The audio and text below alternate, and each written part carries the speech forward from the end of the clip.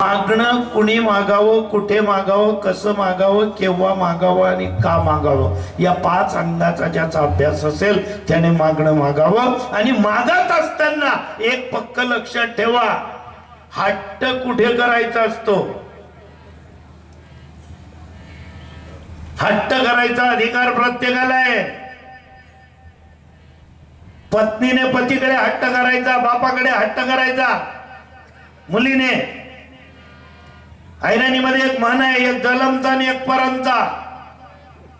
हे दोनच लोक तुम्हाला काय पाहिजे ते देऊ शकतात, एक बाप आणि एक पती. भलत्यांकडे नाही.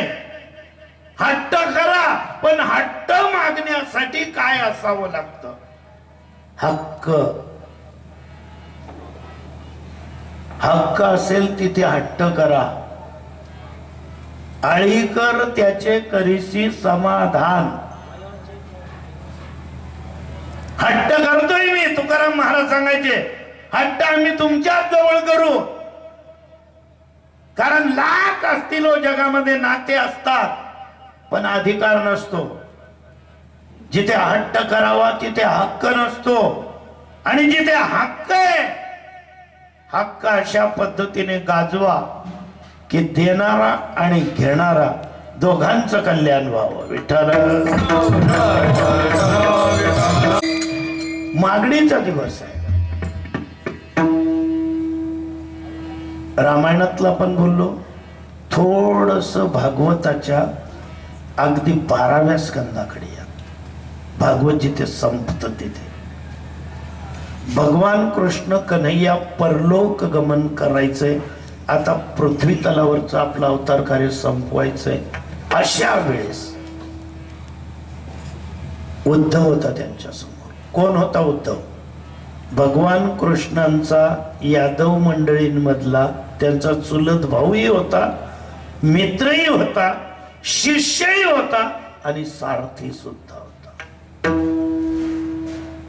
आणि अशा उद्धवाला एकच सांगितलं, उद्धवा, अरे माझी जायची वेळ आली, तरी तू माझ्याकडे काही मागायला तयार नाही. ते म्हणायला लागले, काय मागू? तुम्ही अंतर्यामी आहात, अंतर्जामी जानत साचा मन का ऊपर एक वाचा. तुम्ही माझ्या सगळ्या संचित क्रियामान भोगाचा विचार करून माझ्या हितासाठी जे पाहिजे ते अवश्य दिलेलं आहे. काय मागू? अरे माग, माझा अवतार कार्य संपायला आलं, मागूनच घेतो. सांग तुला काय पाहिजे. म्हणाले, मागणं दूर प्रभू, माझ्या मनात एक प्रश्न आहे, घोंगावतोय कधीपासून. आज विचारू, उद्या विचारू, पण संधीच मिळाली नाही. आत्ता विचारतो तुम्हाला. म्हणाले, विचार. प्रत्येकाच्या हृदयामध्ये जर तुम्ही विराजमान आहात, सर्वा घटी राम देहादेही एक, प्रत्येकाच्या हृदयामध्ये आहात, मग तरी काही मंडळी पाप का करतात, काही पुण्य करतात, पण बरीचशी मंडळी पाप का करतात? तुम्ही आहेत ना, मग काय होऊ देता तुम्ही ते पाप?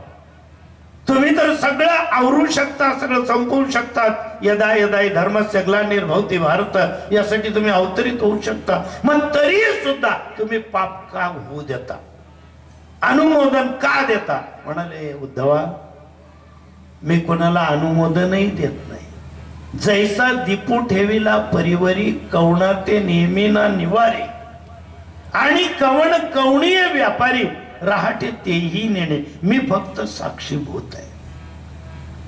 कोण काय कर्म करते मी त्याला आवरतही नाही, प्रोत्साहनही देत नाही. आणि जे तो कर्म करून संचित क्रियामानाप्रमाणे जे फळ निर्माण करत असेल त्याला जबाबदार तोच असतो, पाप किंवा पुण्याचा. हो, हे सगळं खरं आहे ना. मग काही लोक पुण्य का करतात आणि पाप करणारे का करतात? म्हणाले, त्याचं एकच कारण आहे, मी साक्षीभूत आहे आणि मी प्रत्येकाच्या हृदयात आहे हे माहिती असून सुद्धा हृदयामध्ये मी रामू असता सर्व सुखाचा आरामू, परिभ्रांतासी कामू विषयावरी. मी त्यांना पाहतोय, मी प्रत्येकाच्या प्रत्येक बारीक सारीक कृतीपासून सर्व काही पाहतोय. पण ज्यांना हाच विसर पडला की कृष्ण आपल्याला पाहतोय, राम आपल्याला पाहतोय, देव आपल्याला पाहतोय, हनुमानजी आपल्याला पाहतायत, हा ज्यांना विसर पडला ते लोक पाप करतात. आणि ज्यांना पूर्ण खात्री आहे की तो पाहतोय, मागे पुढे उभा राहे सांभाळीत, आली आघात निवाराया, त्याचं पूर्ण लक्ष माझ्याकडे, हे ज्यांना माहिती असतं ना ते लोक पुण्य करतात. आणि हे जे पुण्य करणारे असतात ना ते साधू असतात. आणि हे साधू, हे संत, हे स्वतःचा तर उद्धार करतातच करतात, पण त्यांच्याकडे येणाऱ्यांना सुद्धा माझ्यापर्यंत पोहोचतात. हे उद्धवाला सांगितलेलं जगद्गुरूंनी लक्षात ठेवलं. आणि सरळ जर आम्हाला कृष्ण पाहिजे, आम्हाला जर विठ्ठल पाहिजे, आम्हाला जर राम पाहिजे, मग राम कृष्ण आणि विठ्ठलाकडे न जाता गेले साधूंकडे, गेले संतांकडे, आणि सरळ सरळ त्यांना म्हणाले, आता तुम्ही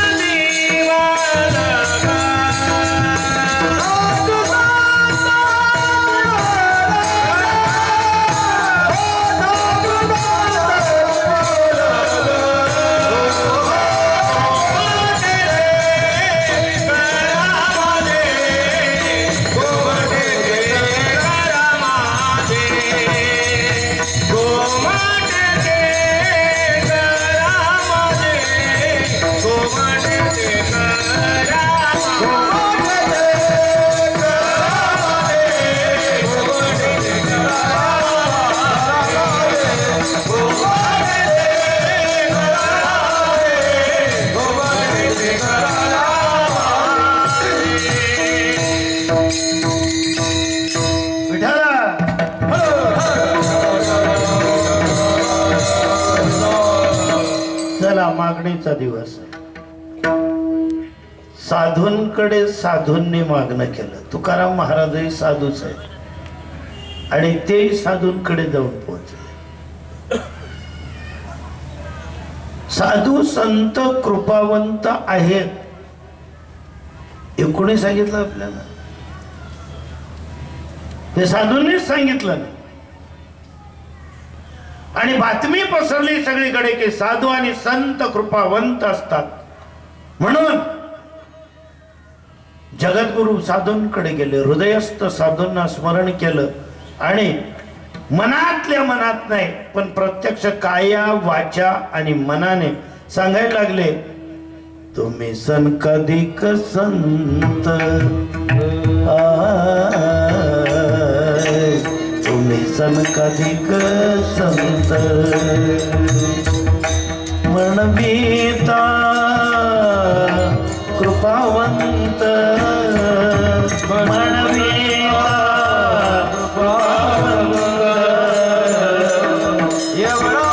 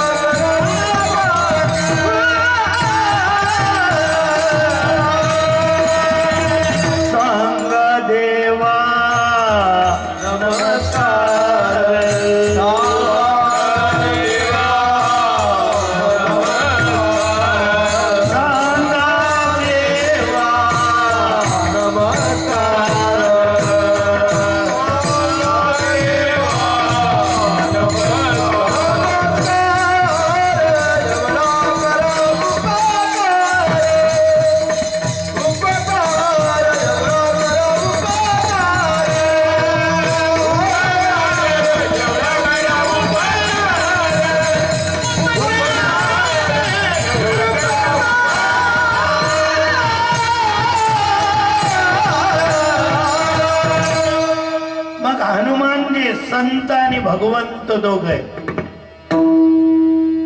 तुम्ही म्हणाल कोणते न्याय?